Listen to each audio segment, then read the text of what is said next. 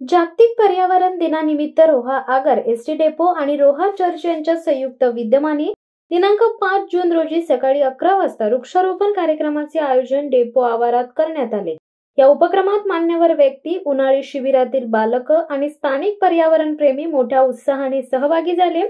वृक्षारोपण सुरू असतानाच परिसरात सतत कोकिळेचा मधुर स्वर घुमत होता। या निसर्ग संगीताने वातावरण भारावून गेले होते। विशेष म्हणजे कोकिळांवर प्रेम करणारे रोहा उपविभागीय अधिकारी ज्ञानेश्वर खुटवल स्वतः त्या सुरेल आवाजाने मंत्रमुग्ध झाले।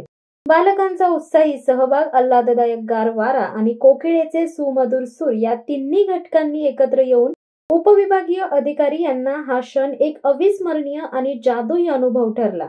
या कार्यक्रमात प्रांतसाहेब ज्ञानेश्वर खुटवल, डीएफओ शैलेंद्र कुमार जाधव, तहसीलदार Kishor Deshmukh, deputy engineer VR Bagul, शाखा अभियंता AM पाटील, ज्युनियर शाखा अभियंता AM घाडगे आणि वनपाल DB वाघे यांच्यासह रोहा आगार व्यवस्थापक प्रकाश शेलार, स्थानक प्रमुख अजिंक्य रोहेकर, आगार लेखाकार विकास खाडे, वरिष्ठ लिपिक प्रियंका चव्हाण, वाहतूक नियंत्रक हेमंत कदम, सहाय्यक कार्यशाळा अधीक्षक स्वप्नील पवार, वाहतूक नियंत्रक नेतू गावित आणि छाया घोरपडे उपस्थित होते। SDO यांनी शिबिरातील मुलांना निसर्ग संवर्धनाचे महत्त्व पटवून देताना पर्यावरणाच्या संरक्षणासाठी सतत प्रयत्न करणे आवश्यक असल्याचा संदेश दिला। त्यांनी उपस्थितांना वृक्षारोपणासोबतच निसर्गाच्या सौंदर्याचे, सुरांचे व शांततेचे जतन करण्याचे आवाहन केले। हा उपक्रम केवळ झाडांचे नव्हे तर पर्यावरण प्रेमाच्या भावनांचेही रोपण करणारा ठरला, ज्यामुळे परिसरात सकारात्मक ऊर्जा आणि निसर्ग प्रेमाची वृत्ती वाढेल असे आयोजकांनी आशा व्यक्त केली।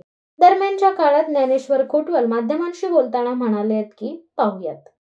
पर्यावरण दिनाच्या कार्यक्रमाच्या निमित्तानं रोहा उपविभागाचे उपविभागीय अधिकारी खुटवल साहेब, तहसीलदार साहेब, देशमुख साहेब आणि सर्व उपस्थित सगळ्या लहान मुलं आणि तर आजचा जो कार्यक्रम आहे तो आज मगाशी सांगितल्याप्रमाणे की एक सुरुवात आहे।